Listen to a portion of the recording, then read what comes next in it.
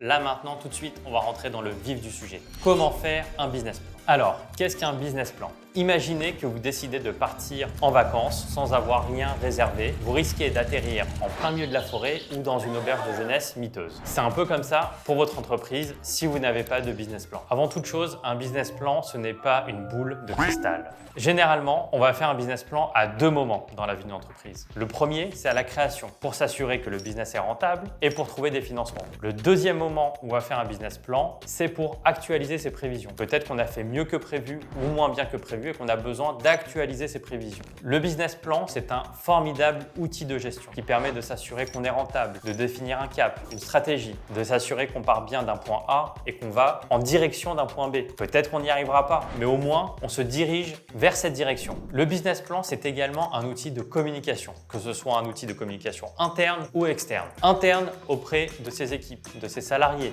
de ses autres associés si on en a, pour s'assurer que tout le monde est sur la même longueur d'onde et se dirige vers le même point. C'est aussi un outil de communication externe vis-à-vis de ses investisseurs ou vis-à-vis de son banquier pour présenter un projet, pour montrer qu'il est rentable et pour attirer des financements. Peut-être qu'au départ, ton projet ne sera pas rentable, donc tu auras besoin de savoir de quel montant de cash tu as besoin pour tenir pendant toute cette durée-là. Mais même si tu es rentable et que tu veux accélérer, la croissance, l'hypercroissance sont hyper consommatrices de cash. Donc, il faut bien définir en amont quel est son besoin de trésorerie pour pouvoir accélérer sa croissance. La première chose hyper indispensable quand on veut faire son business plan, c'est de contacter Mindset Finance.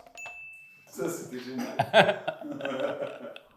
Bon, plus sérieusement, avant de se lancer dans la construction d'un tableur avec des formules hyper complexes et d'y passer ses journées, ses nuits et que personne n'y comprenne rien, c'est avant tout de définir sa stratégie. La stratégie, c'est qui sont mes principaux clients, quelle est ma cible, de faire un benchmark de la concurrence, de regarder ce qui se passe en France, mais aussi à l'étranger, faire un bon vieux SWOT, force, faiblesse, opportunité, menace et pourquoi pas, si le cœur vous en dit, les 4 P du marketing mix. Une fois qu'on a défini sa stratégie, on va commencer à poser des chiffres dans ce fameux tableur Excel et se poser les bonnes questions. Quels sont mes objectifs en termes de vente? Et derrière ces objectifs en termes de vente, quelles sont les ressources que je dois allouer? Il existe 3 types de ressources pour faire très simple. Déjà, les dépenses de personnel. Quelle personne je dois recruter? Quel profil? Et surtout, quel est le coût de ces recrutements? Que ce soit en termes de salaire, en termes de charges sociales, il faut trouver les bons indicateurs. Ensuite, le deuxième poste de charge, ça va être les dépenses opérationnelles, ce qu'on appelle aussi les OPEX. Ça va être par exemple toutes vos dépenses d'achat, vos loyers, vos honoraires, les dépenses de marketing, communication, les achats de matières premières, toutes vos dépenses qui vont être liées à votre exploitation et à votre activité. Ensuite, la troisième source de dépenses, c'est ce qu'on appelle les CAPEX. Ça va être vos dépenses d'investissement. Par exemple, si vous êtes une startup, vous allez devoir construire un produit, un logiciel. Vous allez embaucher une équipe R&D et cette équipe va travailler pendant 1 an, 2 ans pour construire votre produit. Mais comme cette équipe va travailler sur la construction d'un outil, d'un logiciel qui va ensuite être vendu, être commercialisé, ces dépenses de personnel peuvent être considérées comme des dépenses d'investissement. Elles seront amorties sur plusieurs années et donc limiter votre impact sur le résultat. Mais ça fera l'objet d'une prochaine vidéo. Mais pour autant, le business plan est indispensable pour suivre votre trésorerie parce que même si ces dépenses-là ne sont pas des dépenses qui vont impacter votre rentabilité, il va falloir quand même décaisser ces sommes-là au moment où vous allez rémunérer vos salariés. Enfin, la dernière chose à faire quand on veut construire son business plan, c'est de bien définir quelles sont ses charges fixes et ses charges variables. Pour faire très simple, les charges fixes, c'est les dépenses auxquelles doit faire face l'entreprise, peu importe son niveau d'activité. À l'inverse, les charges variables sont les charges que l'entreprise devra supporter en fonction de son niveau de chiffre d'affaires. Prenons un exemple. Le loyer, c'est une charge fixe. Peu importe votre niveau d'activité, vous devrez le payer. À l'inverse, si vous vendez des produits que vous fabriquez et que vous avez besoin de matières premières, plus vous souhaitez vendre de ces produits et plus vous allez devoir